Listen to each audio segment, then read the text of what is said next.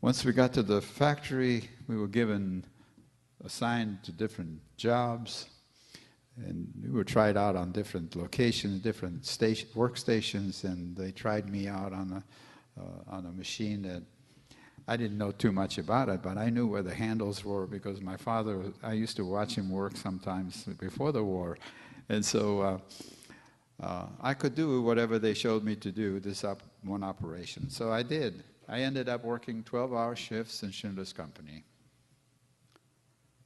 Night shift, mostly.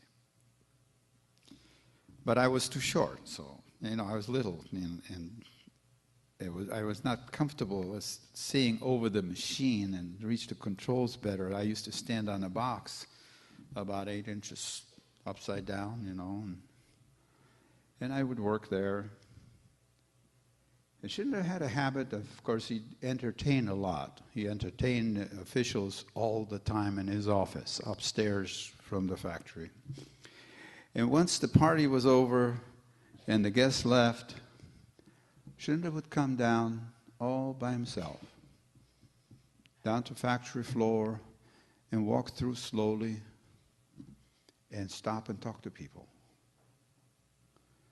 And this is where you could see the difference between a Nazi and a person who did not accept the Nazi ideology. You can imagine he stopped and talked to me and asked me, he'd say good evening, wait for an answer, in complete sentences. He asked me how many pieces I've made, which is probably something he wasn't really interested in knowing, but he just wanted to make a little contact with this kid standing on a box there working this night shift. And sometimes after these visits, when I went to get my ration of food the next day, I would discover that Schindler left word that I should receive 2 rations. It's pretty good. You got to remember. You got to think about this a little bit. A man who partied all night and had all these guests and came down and I guess he didn't have a hangover. He found the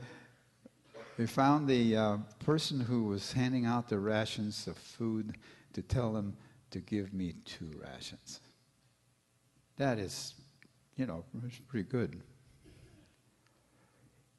When you judge Oskar Schindler and his activities during that period, you have to judge him within the context of the times then, not within today's times. If you were doing this within today, he would be a pretty good manager, a pretty good CEO, taking care of his employees, and talking to them, visiting them, making sure they knew who he was and he knew who they were. It was just one of those things that you do if you're a good manager. But in those days, the law of the land was to murder Jews. To treat Jews as human beings was against the law and punishable by concentration camp or worse. And so what he was doing was very dangerous to his own well-being. But he did it anyway